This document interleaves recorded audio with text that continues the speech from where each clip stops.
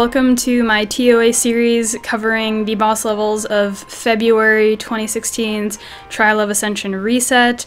Today, I think I'm going to record them all today, so I'm not sure when they'll be released. But right now in this video we are covering TOA 90. This level was, I think, one of the only levels I struggled on, pretty much, like the only boss level I struggled on that I had to do multiple times. Every other boss level was really easy for me, and then I did struggle on some of the intermediate levels. So in my other videos this month I have told you guys that my team has gotten a lot better runes from me just farming giants and dragons and buying some runes from the shop that show up that are good. So eventually my team's going to be too good for TOA, and it's not really going to be worth it showing you guys my team doing it because it's just going to be face roll. So eventually I might stop posting TOA videos and move into TOA hard or something like that. Because, yeah, it's just not going to be worth it. So this level was pretty hard for me, so I can get into my strategy. I think I had to do this level a couple of times. So this time what I ended up doing was going for the Dark Grim Reapers first, because I actually pulled one myself, so I'm kind of familiar with what they do, and they just put up dots, and their third skill stuns if you have dots on you or harmful effect. I don't really know which.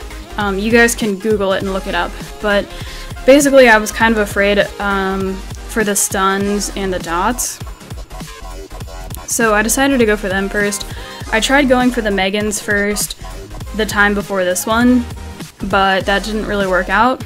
So I tried to keep the Dark Sylph debuffed while I went for the Dark Grim Reapers, and I pretty much just let my dots do the work. If you guys watched my other videos from this reset, I used Sig, and I think I tried using him, but he didn't really work out. So Shannon's always the safer option to go with because of the utility she brings. Her decelerate, attack speed slows all the enemies, which means you get more turns, they get less turns.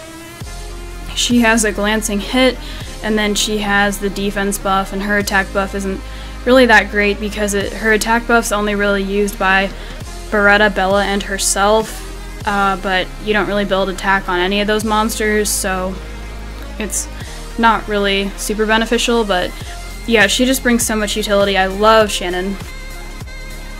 So the Dark Sylph has the skill, I mean, you guys probably know what Megan does, but the Dark Sylph has that sleep skill, which is pretty annoying and can kind of screw you over.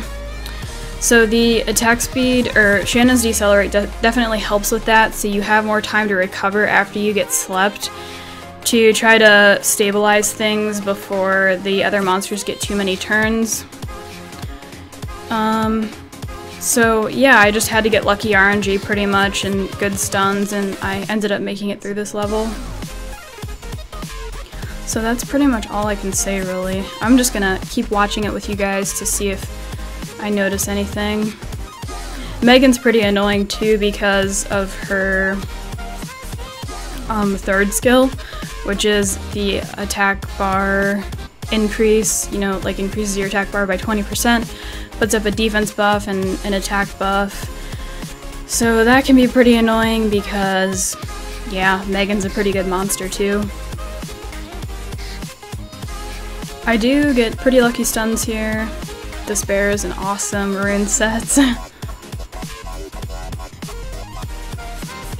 So I don't know. I don't really know what else to say because there's not much to this level, I think, besides what I did.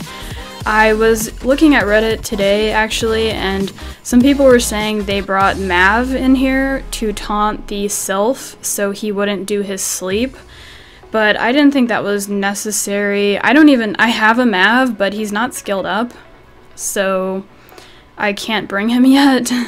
I got lucky and I got a bunch of Mystic Witch summons from Unknown Scrolls and stuff like that, and from Mystical Scrolls, so my Megan finally got fully skilled up yesterday, but sadly I don't use her for anything, so I'm looking to get those penguins. I hope when I do my summoning stones, when I summon for Verd, maybe a penguin shows up there. I don't know if penguins actually show up in the rotation. I think they might, but that'd be pretty nice if a penguin showed up and I got some penguins for Mav, because he's a god in TOA hard, and I do want to build a Mav pretty badly, or, you know, finish skilling mine up. So you can use a taunter for the Sylph, and if you think that would help, that's something. I would recommend looking on Reddit and maybe even watching other people's videos to see which teams they used. Once again, this isn't really a guide too much, it's just showing you my team, so maybe you can look at it and be like, hey, I have those monsters, maybe I can do it too. So I may have said this already, but all of the stats, my monster stats and runes, are going to be in the description, so you can see what stats they have when I completed this. So that's almost the level. I'm also going to do the summon for you guys, the light and dark scroll. So I do remember what I got, so it'll be a surprise to you, but not to me, but I can act surprised. What could it be? Oh. I might have to like block out my guild chat because they're talking about like inappropriate stuff.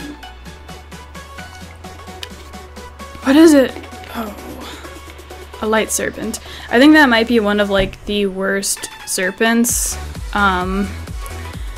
but it could be like a skill up for something.